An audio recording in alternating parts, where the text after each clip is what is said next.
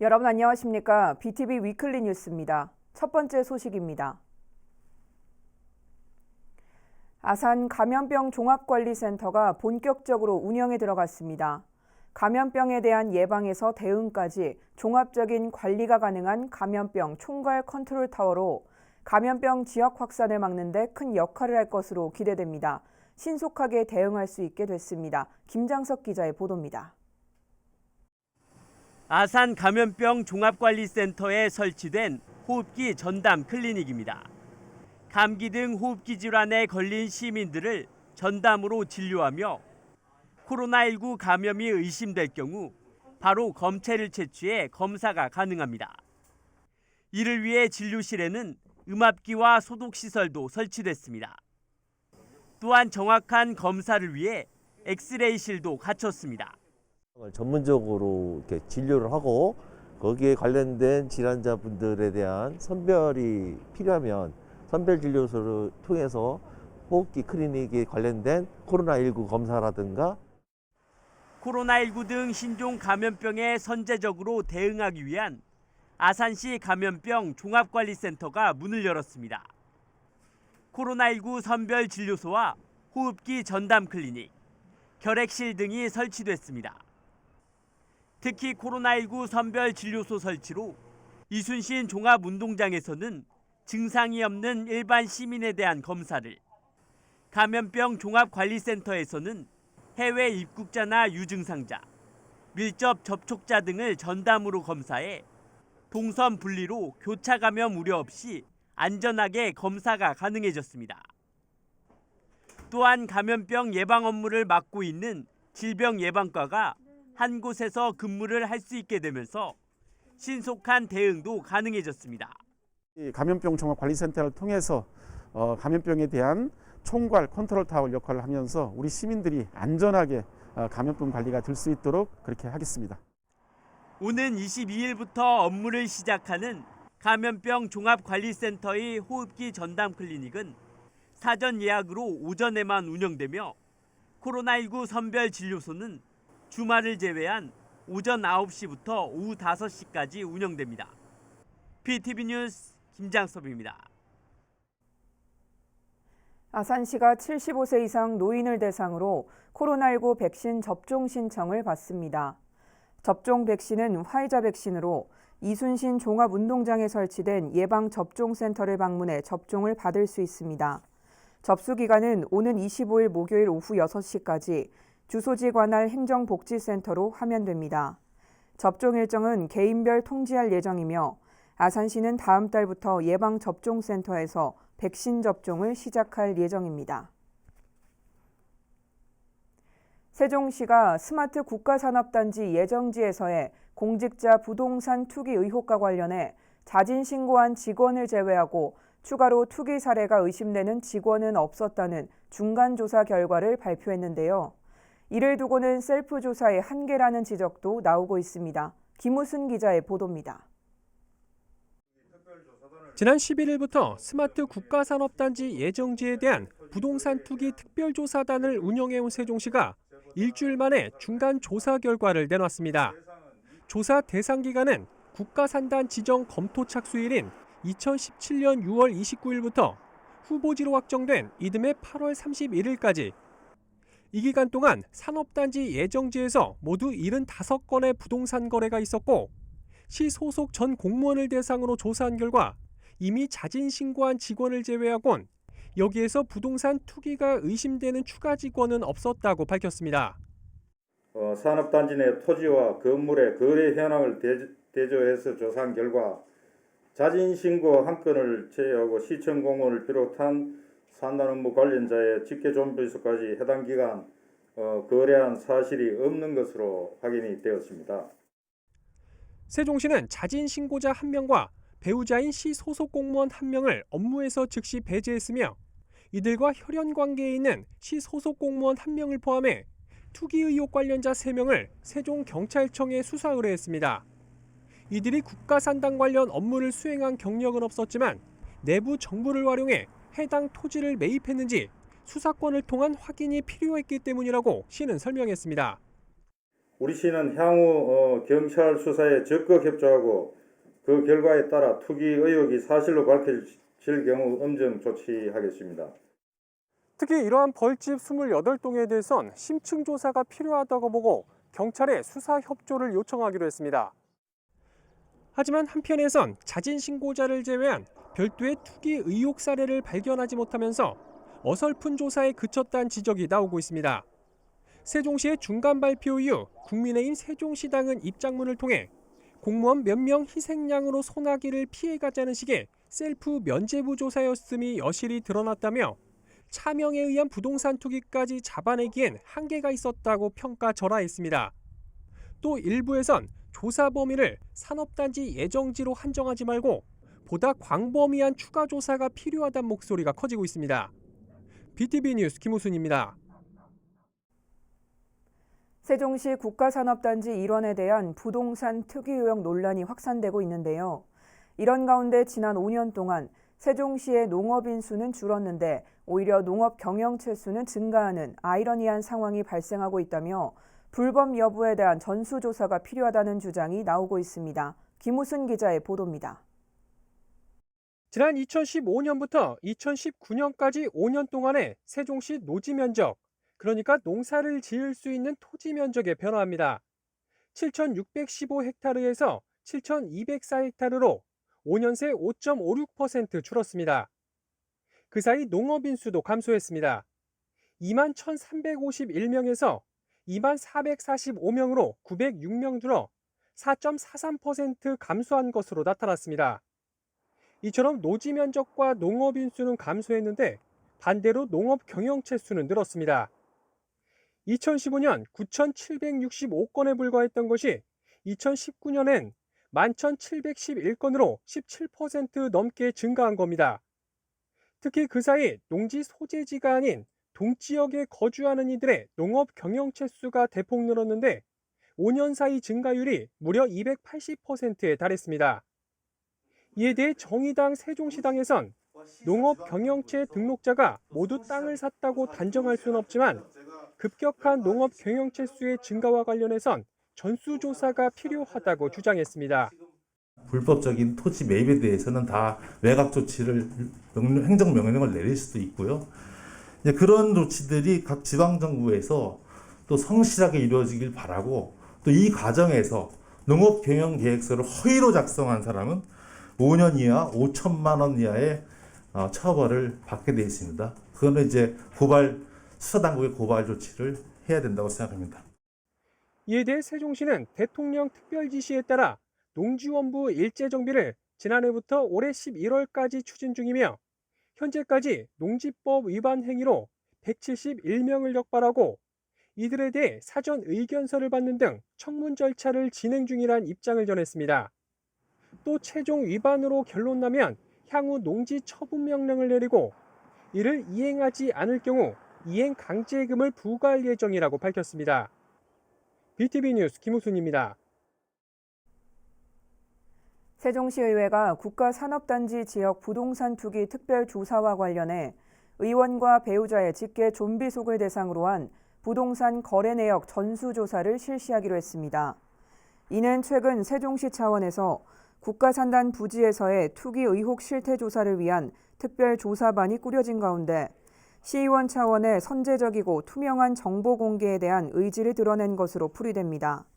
이에 따라 세종시의회는 윤리특별위원회와 의회 사무처, 세종시 관계부서와 협의를 거쳐 구체적인 조사 계획과 결과 발표 일정 등을 수립할 계획입니다. 어린이 질병 사망 원인 1위, 바로 백혈병입니다. 의학기술의 발달로 완치율이 70%가 넘지만 비싼 병원비 탓에 치료를 포기하는 경우도 있다고 하는데요. 이런 어린이들을 위해 올해로 15년째 후원을 이어가는 곳이 있다고 합니다. 훈훈한 소식 송용환 기자가 전해드립니다. 3억 9,800만 원. 천안축협이 지난 15년 동안 한국백혈병 소아암협회 충청지에 후원한 누적 금액입니다. 2006년 소아암협회와 처음 연을 맺은 축협은 이듬해부터 매년 당기 순이익의 1%를 기부하고 있습니다. 주민들로부터 얻은 조합의 수익을 지역사회에 환원하고 웃음을 잃은 아이들에게 웃음을 찾아주자는 일념 때문이었습니다. 그렇게 해서 저희들이 조그만 도움이라도 받아서 이렇게 완치돼 갖고서 지금 학교를 졸업하고 은행에 취직한 아이도 있고, 그다음에 지금 뭐 요리사 자격증을 따 갖고 사회적으로 활동을 하고 있고, 지금 뭐 대학 생활을 하고 있는 아이들도 있기 때문에 그런 걸 보면은 상당한 저희들도 보람을 좀 느끼고 있습니다. 올해는 코로나19로 경영 사정이 녹록치 않았지만 후원은 멈추지 않았습니다. 축협의 선행은 다른 단체로도 퍼져나갔습니다.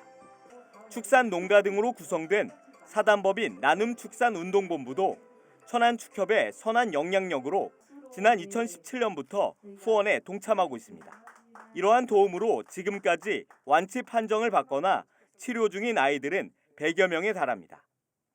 처음에 만들었을 때에는 후원단체가 제대로 재정적으로나 굉장히 불안했었던 상태인데, 그때 축협에서 이렇게 그 운동을 해주셔가지고 그 기부금이 상당한 액수가 됐기 때문에 저희들이 활동을 15년 동안 유지를 할 수 있었던 것 같고, 문을 닫을 때까지 후원을 이어가겠다는 천안축협.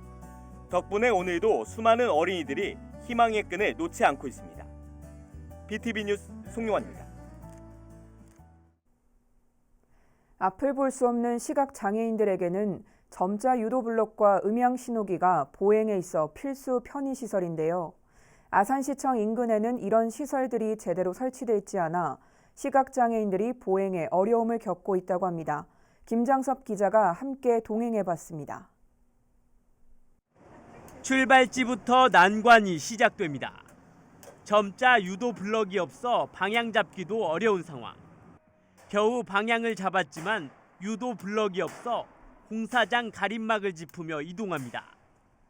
조금 걸어가자 점자 유도 블럭이 나오는데 이마저도 공사장 가림막이 가려져 있으나 마나입니다. 어쨌든 유도 블록이 오면서 거의 감지를 못했어요. 아산시청으로 가는 첫 건널목. 음향 신호기가 울리는 쪽으로 이동해 보지만 시청과는 반대 방향입니다. 건너려는 건널목에는 아예 음향 신호기가 없습니다. 설치가 안 돼 있다는 얘기죠. 그러면 저 소리 듣고 시각장애 절로 간단 말이죠. 네, 거기는 노란색. 그러면 굉장히 위험한 상태가 됐어요. 건널목을 건넜지만 이내 점자 유도 블럭이 끊기면서 헤매기 시작합니다. 점자 유도 블럭이 없는 한 나무도 화단도 시각 장애인에게는 모두 보행을 위협하는 장애물입니다. 중간중간 조금 있는 거는 별 의미가 없다는 얘기죠. 네, 이게 쭉 있어야 되는데. 이거 없으면 그때부터 이제 헤매기 시작하는 거예요. 시청 버스 정류장에서 아산시청 정문까지의 거리는 약 150m. 함께 동행해 본 결과 도움 없이 시각장애인 홀로 이동은 불가능했습니다. 전맹분들은 접근하기가 정말 굉장히 힘이 들 것 같고요. 이런 부분에 있어서 편의시설을 조금씩이라도 보충할 수 있도록 좀 해주셨으면 고맙겠네요. 시청 인근 한 사거리의 음향 신호기는 리모컨으로 작동할 경우 여러 곳에서 한 번에 울리기도 하고 소리도 작아 방향 잡기도 힘들었습니다. 그나마 설치되어 있는 점자 블럭도 보시는 것처럼 훼손이 심해 제 역할을 하지 못하고 있습니다. 대표적인 공공기관인 아산시청 주변조차 시각장애인들의 보행이 어려운 실정에 아쉬움의 목소리도 큽니다. 전반적인 70~80%가 그쪽은 시각장애인 보행 편의 시설을 전부 재검토를 하고 관에서 차제에 모두 예산을 세워가지고. 상황이 이렇지만 아산시 올 예산에는 점자 유도 블럭 추가 설치나 음향 신호기 교체 비용은 세워지지 않았습니다. 다만 아산시는 마모가 심한 점자 유도 블럭에 대해서는 유지 보수를 진행하겠다고 밝혔습니다. 국제안전도시 인증을 받은 아산시. 하지만 시각장애인에게는 걷는 것조차 안전에 위협이 되고 있는 게 현실입니다. BTV 뉴스 김장섭입니다. 시장과 의장 간의 합의로 일단락되는 줄 알았던 천안 삼거리공원 명품화 사업이 또다시 갈등 양상을 보이고 있습니다. 사업 축소에 반발한 시의원과 주민들은 사업을 원안대로 추진해달라며 삭발까지 단행했습니다. 송용환 기자의 보도입니다. 천안시의 로비입니다. 흰천을 두른 김선태 의원과 지역 주민이 머리를 밀기 시작합니다. 삼거리공원 명품화 사업의 원안 추진을 촉구하기 위해서입니다. 전임 고본영 시장의 역점 사업이었던 이 사업은 박상돈 시장 취임 이후 제동이 걸렸습니다. 당초 674억 원이었던 사업비는 475억 원으로 200억 원 가까이 줄었습니다. 이 때문에 박 시장과 민주당 시의원들은 취임 직후부터 번번이 마찰을 빚어왔습니다. 시장이 바뀌었다고, 담당 공무원이 바뀌었다고 대규모로 진행되던 사업을 일방적으로 수정한다면 그 어떤 계속 사업도 안정적으로 진행할 수가 없습니다. 앞서 지난해 11월엔 황천순 시의 의장과 박상돈 시장이 지하주차장 건립 등 큰 틀에서 합의를 이뤄냈습니다. 그러나 당초 예산 수준으로 원복되지 않은 것은 인정할 수 없다는 게 김 의원의 주장입니다. 김 의원은 이어 이미 25억 원의 설계비가 들어갔지만 다시 설계를 하기 위해 10억 원의 예산과 1년이라는 시간이 더 필요하다며 예산 낭비라고 지적했습니다. 이날 삭발식에는 공원 일대 주민들로 구성된 주민대책위원회도 참석해 원안 추진을 요구했습니다. 공원 원안 예산을 삭감하여 다른 곳에 사용하겠다는 것은 우리 시민과 주민들은 큰 배신감과 분노를 하는 바, 천안 시민과 지역 주민들을 이런 원안이 관철되도록 끝까지 수단과 방법을 총동원하여 투쟁할 것이다. 하지만 해당 사업에 대한 찬반 양론은 여전히 팽팽히 맞서고 있어 갈등의 실마리를 찾기는 쉽지 않아 보입니다. BTV 뉴스 송용환입니다. 박상돈 천안시장이 SNS 라이브 방송 박상돈의 돈워리에 출연해 삼거리공원 명품화 사업의 원안 추진 불가 입장을 밝혔습니다. 박 시장은 이날 방송에서 명품공원을 만드는 것에는 저도 이의가 없다면서도 가까운 곳에 분수를 또다시 설치하고 지하주차장에 미디어 아트홀을 조성하는 것은 납득할 수 없다고 지적했습니다. 이어 원안대로 시행하는 것이 시민의 이익에 부합하는 것처럼 호도하면서 강박하는 것은 옳지 못하다며 추후에 망설임 없이 시민 이익을 최우선에 두고 추진하겠다고 덧붙였습니다.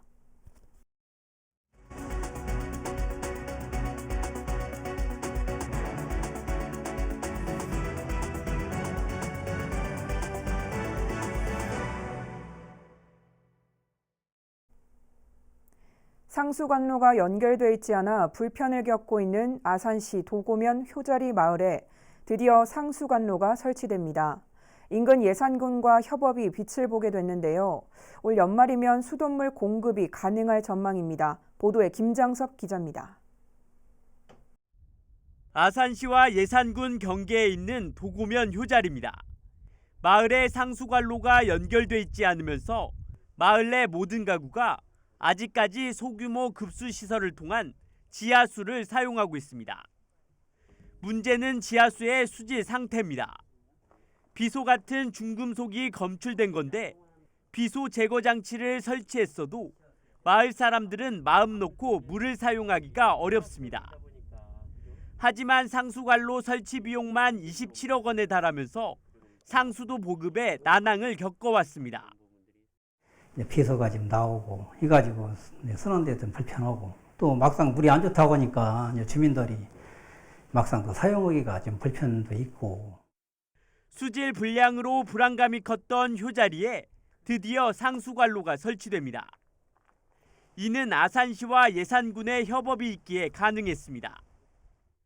그동안 아산시에서 효자리까지 상수관로를 설치하려면 2.7km를 연장해야 했는데 연장 설치 대신 마을과 인접한 예산군 관할 지역에서 직접 상수관로를 연결할 수 있는 길이 생긴 겁니다. 예산군 관로 사용으로 공사비가 21억 원이나 절감되면서 맑은 수돗물도 조기에 공급할 수 있게 됐습니다. 아산시는 다음 달 공사에 착공해 올해 말까지 효자리 61가구에 깨끗한 수돗물을 공급할 예정입니다.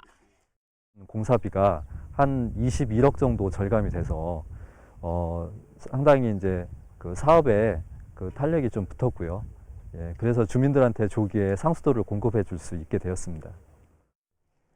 지하수 사용에 불안감이 높았던 주민들도 크게 반기고 있습니다.